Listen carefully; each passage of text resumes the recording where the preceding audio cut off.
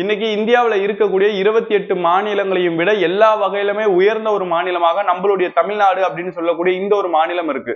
அதிலும் குறிப்பாக வேலை வாய்ப்பை கொண்டு போய் சேர்க்கிறதா இருக்கட்டும், கல்வியை கொண்டு போய் சேர்க்கிறதா இருக்கட்டும், சுகாதாரத்துறையாக இருக்கட்டும், இல்லாட்டி பொருளாதாரத்தினுடைய வளர்ச்சியாக இருக்கட்டும், தொழில் துவங்குவதற்கு சிறந்த மாநிலமாக இந்தியாவிலே தமிழ்நாடு தேர்வு செய்யப்பட்டதா இருக்கட்டும், இப்படி எல்லா வகையிலுமே தமிழ்நாடு இன்னைக்கு வளர்ந்துகிட்டே இருக்கக்கூடிய ஒரு மாநிலமாக இருந்தா கூட நம்மள வஞ்சிக்கக்கூடிய வகையில இன்றைக்கு ஒன்றிய அரசாங்கம் நம்மை எதிர்த்து ஏராளமான விஷயங்களை செஞ்சுக்கிட்டு இருக்கிறாங்க.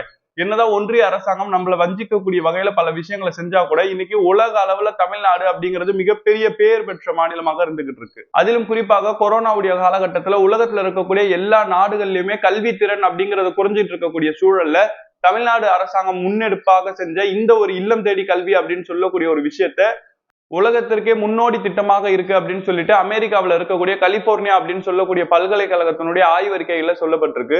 அதே போல தமிழ்நாடு அரசாங்கம் சுகாதாரத்துறையில முன்னெடுத்த மக்களை தேடி மருத்துவம் அப்படிங்கிற திட்டம் தமிழ்நாட்டுல இருக்கிற 2,25,00,000 மக்களுக்கு பயன்பெற்றது அப்படின்னு சொல்லிட்டு ஐநாவுல தமிழ்நாடு அரசாங்கத்துக்காக விருது கொடுத்தாங்க.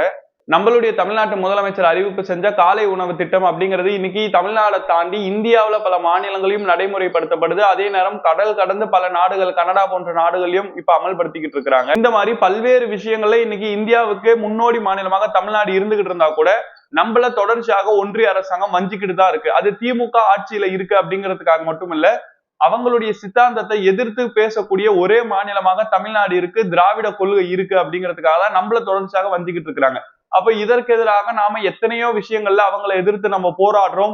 போராட்டம் அப்படிங்கிறது நம்ம அவங்களுக்கு எதிராக சட்டமன்றத்துல இயற்றக்கூடிய சட்டங்களாக இருக்கட்டும், அவங்க நம்ம மேல ஆளுநர் மூலமாக ஆதிக்கம் செலுத்தக்கூடிய நேரங்கள்ல உச்ச நீதிமன்றத்தை அணுகி சட்ட ரீதியான போராட்டங்களை முன்னிறுத்தும் தமிழ்நாடு இன்றைக்கு இந்தியாவில் இருக்கக்கூடிய பிற மாநிலங்களுக்கு முன்மாதிரியா இருந்துகிட்டு இருக்கு. அப்போ தமிழ்நாட்டுல இருக்கிற நடுநிலையான மக்கள் கொஞ்சம் யோசிச்சு பாருங்க. இவ்வளவு சாதனைகளை தமிழ்நாடு அரசாங்கம் செஞ்சுக்கிட்டு இருக்கு. மக்களுக்கு தேவையான பல்வேறு திட்டங்களை திமுக அரசாங்கம் ஒவ்வொரு நாளும் செஞ்சுக்கிட்டு இருக்கு. அப்ப இந்த மாதிரியான அரசாங்கத்தை ஒரு ஒன்றிய அரசாங்கம் பாராட்டி நம்ம கேட்கக்கூடிய நிதியெல்லாம் அவங்க நமக்கு ஒழுங்கான முறையில கொடுத்தாங்க அப்படின்னு சொன்னா இன்னைக்கும் கூட இந்தியாவிலேயே அதிகமான முறையில பொருளாதாரத்துக்கு உதவி செய்யற ஒரு மாநிலமா தமிழ்நாடு தான் இருந்துகிட்டு இருக்கு. அப்ப இன்னும் நம்மளுடைய தமிழ்நாடு அரசாங்கத்துக்கு நம்ம கேட்கக்கூடிய நிதியை நம்மளுடைய வரிப்பணத்துல இருந்து நமக்கான தொகையை கொடுத்தாங்க அப்படின்னு சொன்னா இன்னும் பெரிய அளவுல வளர்ச்சியை அப்படிங்கறத நம்மளால அடைய முடியும். ஆனா ஒன்றிய அரசாங்கம் எந்த அளவுக்கு நம்மளுடைய உரிமைகளை நசுக்கிறாங்க அப்படின்னு சொன்னா 100 நாள் வேலை திட்டத்துக்காக தமிழ்நாடு அரசாங்கத்துக்கு 4,000 கோடி ரூபாய் அவங்க இன்னும் தராம இருக்காங்க. ஜல்ஜீவன் அப்படின்னு சொல்லக்கூடிய திட்டத்துக்கு 3,000 கோடி ரூபாய் நிதியை இன்னும் ஒன்றிய அரசாங்கம் தமிழ்நாடு அரசாங்கத்துக்கு தராம இருக்கிறாங்க. பேரிடர் மீட்பு நேரங்கள்ல 45,000 கோடி நம்ம கேட்டிருக்கோம். ஆனா இது வரைக்கும் அவங்க 276 கோடி ரூபாய் மட்டும் தான் கொடுத்திருக்கிறாங்க.